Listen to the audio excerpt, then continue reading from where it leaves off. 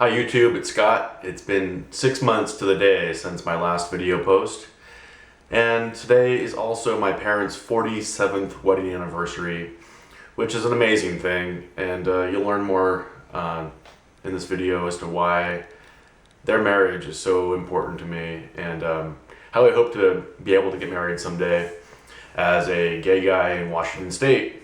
He came out last fall, and I'm ready to have Washington State voters approve Referendum 74.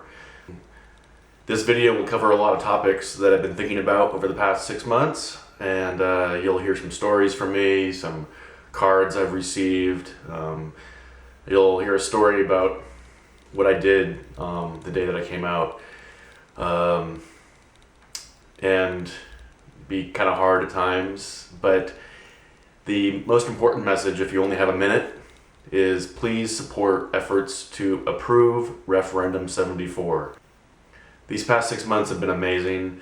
My coworkers, my friends, my family, it's all continued to be like a new life in some ways. Can't express how nice it's been. And as I've said before, I had a great life before, but it's gotten a lot better. And I wish this for anybody to experience. I'm not used to being in the position of asking for money for a campaign or asking for votes, but I'm put in this position by the initiative process in the state. It's actually Referendum 74, and I'm asking for people to approve it. That is to approve same-sex marriages, and be very clear about the wording of the ballot. On Referendum 74, I do need a vote to approve it if I'm ever going to have a chance to get married.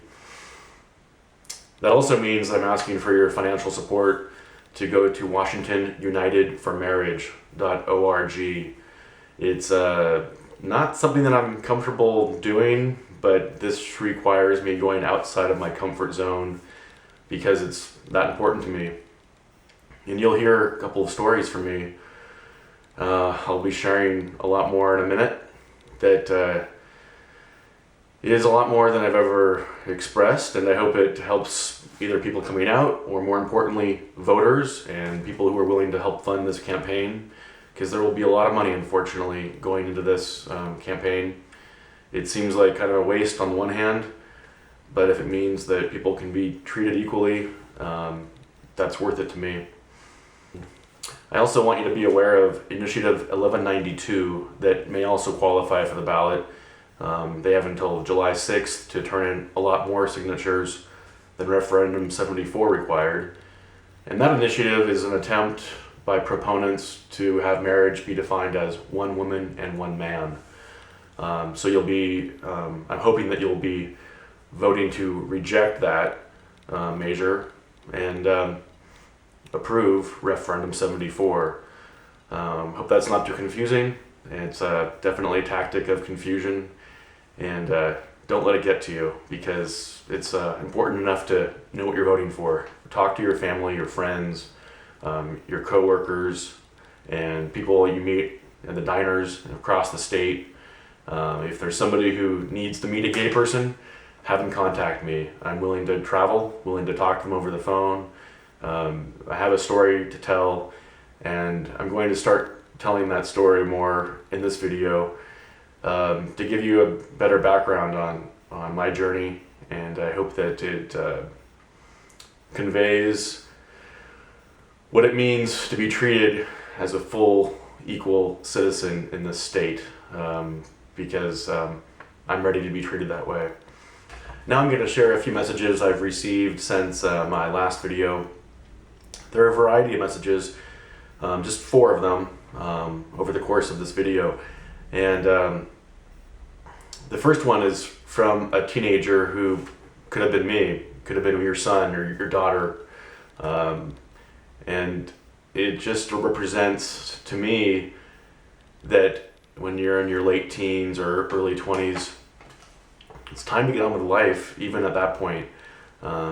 You get a good sense of who you are, and going to college, trying to get your career going, and I'm hoping that in the future people are less likely to hide who they are, because your family and friends most likely just love you no matter what. And too few people realize that, I think. I make it too complicated. Hey Scott, my name is Jay and I'm a 19-year-old gay male from California. Your videos have helped me find acceptance in myself and eventually led me to coming out this afternoon. I never thought I'd come out to anyone. I was too scared of what people would think, and I didn't want my relationship with those I loved to change. I've watched all your coming out process videos and loved every one. Seeing your personal progress with coming out and seeing how happy you've become because of it inspired hope in me that the same could happen for me. I was never depressed or anything, but it was hard for me to see a future as a happy, out-of-the-closet gay man. I appreciate what you've done for me with your videos, and I know you are helping out many others with their coming out process. So far, I've only come out to my dad and stepmom, and both were extremely supportive and understanding. Throughout the coming weeks, I plan on coming out to more family and friends until I'm completely out of the closet and can live as a happy gay man. Thank you again, Scott, and I hope that we both find the love we're looking for. Take care, Jay. Change the names of these notes, but the note is otherwise unchanged.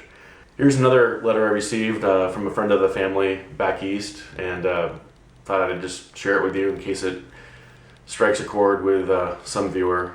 This is Thursday, December 1st, 2011. Subject, your videos. Hi Scott, Em shared your video site with me and Bob and I watched them all last night. What a brave and beautiful thing to do. We were very moved by your story and by the honest and courageous way you opened up your heart and life. Your vulnerability was palpable in the first video, and then your joy and relief was equally affecting in the following ones. How amazing is it when we stop defending some part of ourselves and release all that energy for other purposes? You probably have received so many messages of support by now, but here is one more that thanks you for demonstrating the power of claiming our whole and true selves, whatever that may be. I wish you all the best on your journey. I think this note represents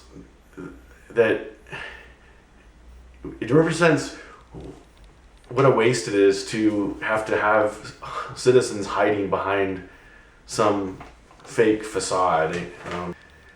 This next note is from an 86-year-old neighbor, and who I've known for a long time, probably my entire life actually, and it just is worth reading because it's for those people coming out, and for those people who are straight, who need to understand that even an 86-year-old wants you to be honest with who you are and be happy and find a partner that you're ready to live your life with. So here it is. Dear Scott, I can only imagine the trauma you must have lived through these last years. You are one of the nicest and most attractive young men I have known. I hope you find peace and happiness in the rest of your years. It's short, it's to the point, but that's an 86-year-old woman who I never would have imagined having written that and what kind of acceptance there is out there. So, yeah. I want to share a story that is quite challenging for me to kind of make it clear and make it concise, but I hope it makes sense. The day that I came out, last Labor Day, I biked up towards my parents' home for a Labor Day picnic with the intent, as you know if you've watched any of my videos or my first ones, with the intent of telling them that I'm their gay son. And I had the day to kind of process this, but I'd made that commitment to myself that it was time. I was ready for it. Everybody has their own time. I went to a very important place for me. It's the cemetery in which a friend of mine is buried. And anybody who knows me well knows whose grave I went to. I laid down next to her grave for probably half an hour or an hour, just relaxing and thinking about life. And I think about her all the time. Amazing friend. Died during high school at age 15. And taught me the lessons of loss, losing a friend back then, and how I've tried to live my life is, in a way, it's try to make decisions that you would approve of or that you would support, because she was a beautiful young woman. While I had no romantic interest in her, she was a great friend, and that feeling of loss that I experienced and her friends and I, experienced with her passing, it taught me that even in the most negative times and challenging times of what I might have ever been feeling, to realize that I would never want to, even though I never seriously considered suicide, it was still something that weighs on you when you're not accepted by society at large. Your family, you probably figure your family's fine with your being gay, and friends, yeah, probably. Coworkers, who knows. But having your state tell you that you're something less than a full citizen, and is pretty hard, as a general concept. You're not really quite good enough to get even married. It helped last year when Don't Ask, Don't Tell was ended, because the state was finally saying, yeah, you know what? It's okay. You can be in the military and you can be gay or lesbian. That's fine. So that's a long way of saying that I went to my friend's grave and hung out there on my way to my parents' house, and I wanted to share with you a couple things, because this cemetery near their house, she's there, and so is my great-grandfather. And there's a connection here that I want to explain, because it really hit me after the North Carolina vote.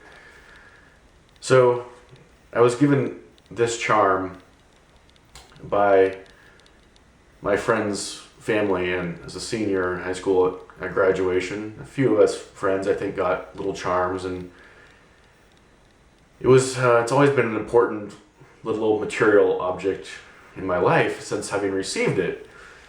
The other important piece of little trinkets in my life is a business card holder from my great-grandfather.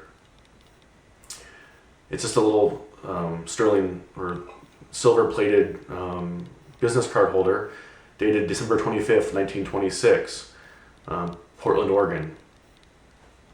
So my friend is buried there, and my great-grandfather is buried in the same cemetery not far away. My great-grandfather was the president of Seafirst Bank in the early 1950s, and this bank is now a part of Bank of America. So these two little objects are more important to me than I realized, because they connect stories in my life. One being such an amazing young woman who I knew. The other, this great-grandfather who I've never met, but heard about from my grandmother. I spent many, many Saturdays and Sundays down at my grandparents' house as a kid. Got to hear about my grandfather, my great-grandfather, from my grandmother. Now, this is where you need to follow me for a minute and see if this makes sense. This is a Catholic cemetery that I'm referring to, where my great-grandfather and friend are buried. My grandmother was raised Catholic, and she was born in Portland, Oregon. And over the kitchen table as a kid growing up and as a teenager, my grandmother did not need to share this story with me, but I'm feeling like in recent weeks that there was a reason why she did.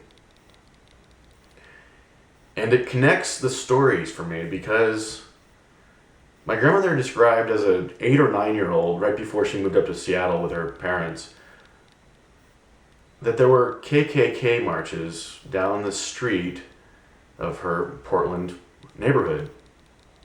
Anti-Catholic KKK marches. Now, if you can Google Oregon and Portland, Oregon KKK in the 1920s, there's a lot of documentation about how the Ku Klux Klan was recruiting members and trying to drum up hate, basically, for the Catholics. My grandmother describes hiding up in the upstairs of her house while the march goes past.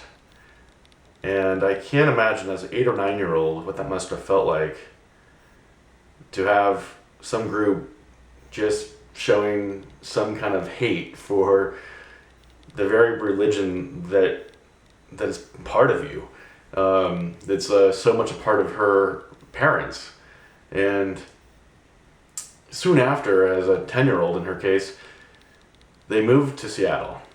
And I don't know if her dad and mom moved up here partly because of that anti-Catholic movement, but it also happened up here in Washington State as well. There was, actually anti-Catholic school initiatives going on in the early 1920s. First in Oregon, and then 2 years later, the KKK sponsored a similar ballot initiative to actually effectively close Catholic schools with the intent of minimizing Catholic education. But the story for me is, what would my great-grandfather have done if he were an executive at Bank of America or Seafirst today?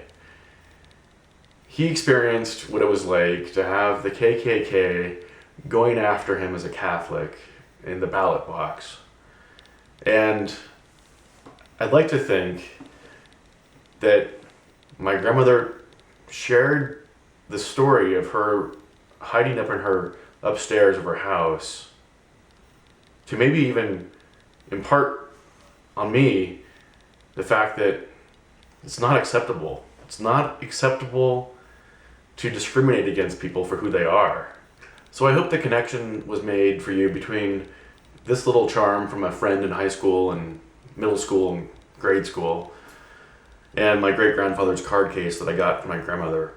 I tried to convey that the connection I find between how my friend lived her life and how I appreciated the friendship is something that always stuck with me. And the fact that I chose to go to her grave the day that I came out, just for that little last bit of support, in the same space not far from my great-grandfather, who could have been the executive to speak up and make a statement about loving people and supporting relationships that make a better community. This cemetery was a surprising connection to me that I had to just share with you. It kind of means a lot, as you can tell, I think. But yeah, I watched the North Carolina vote very closely and the outcome. I was really disappointed that Bank of America chose not to officially support same-sex marriage. They have, I'm sure, hundreds or thousands of gay and lesbian employees and many thousands of gay and lesbian customers, but the board of directors took no position on the ballot measure. So except for an executive that made her own personal statement, clearly not part of the corporate policy, the bank was silent. And it hit me really hard. My money is with that bank in that state. And I wanted to re-examine my relationship with a company that really apparently doesn't really value me and my full self. So I've made provisions to change banks, and I even kind of thought back to the checkbook that I have that even calls me if you can see that, even calls me a valued client since 1996. I'm sure that Bank of America has amazing employees around the world, amazing board of directors, but I find it disappointing that they couldn't make an official statement supporting same-sex marriage. I just can't have my money back there in North Carolina. I wish more boards of directors of large public companies would do what Starbucks did and that was to issue a statement in support of marriage equality. When Howard Schultz, the CEO of Starbucks, was challenged by a shareholder at the recent annual meeting about their statement, Mr. Schultz said, it wasn't that hard of a decision for the boards of the directors to make. While he understands that not all people will agree with it, it simply wasn't a hard decision to support their employees and their customers who are gay, lesbian. I think that's the attitude that I would like corporate America to adopt. It's not easy. You would hope it's not a topic that needs to be discussed in the boardroom. But that's where it matters. It matters at the highest levels of companies, and matters to me as a customer. So I appreciate that, Starbucks. I recently watched the documentary about the state of Maine's gay marriage vote that took place in 2009. And the movie is simply the opponents and the proponents speaking during their course of the day as they worked on the campaign. And one of the major opponents of gay marriage in this movie, she was constantly talking about how people are treated equally with the current law, that everybody can get married. While she was almost saying this tongue-in-cheek that, everybody can get married, she really meant that gay people can get married to straight people, and that was her definition of equality. And I've gotten to know enough gay and lesbian people recently in the past year that, yep, gay people can marry straight people, but it tends not to create stable families, you might say. You can procreate and have kids and then break up a few years later, which, people get through it. But I would much prefer if we could get beyond that and encourage people to be who they are at age 20 or 25 or 30, whenever's the right time for them, and have a marriage that the state recognizes. It's just important to me to get beyond this and move on. I just wanted to address that point because it was constantly the opponent's perspective in this documentary, and I expect it to be a major talking point in Washington State's election, run up to the election this fall. So a few weeks after I came out last September, I attended the Northwest AIDS Walk. So it's obviously an event to support people with AIDS and HIV wanting to find a cure. And it was my first time attending that. I mentioned it in the previous video. I was drawn to it to kind of start to understand what a big portion of the gay community has faced for many years that I've pretty much been insulated from, tried to probably even deny. One of the speakers at the event was a Republican candidate for governor of Washington State, Rob McKenna. A great guy, smart guy, and currently the Attorney General of the state. So he spoke about his family having attended the AIDS Walk for many years. And in the subsequent months, since having watched that speech, and I was initially just surprised that this Republican candidate was there at all. So I was impressed by that. Republicans aren't usually at major gay events. But I'm sure he has gay friends and probably relatives and coworkers, so I can understand why he'd be, sympathetic and definitely want AIDS, HIV research to be funded and the disease to be wiped out. But what I'm having a hard time with is why he isn't supporting gay marriage.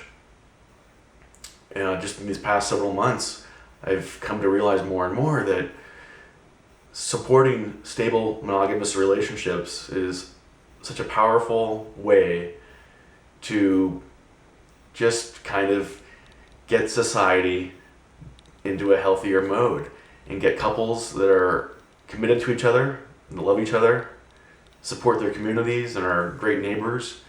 I just hope he can take another look at his position and take a look at his church and his faith and his support of AIDS and HIV research funding and how that jibes with people just being who they are and being healthy. It would mean a lot to me. And I think he's right there, ready to take that step, but I hope he does soon. I really do. I haven't really discussed any details of the past 6 months in terms of how I've just enjoyed life.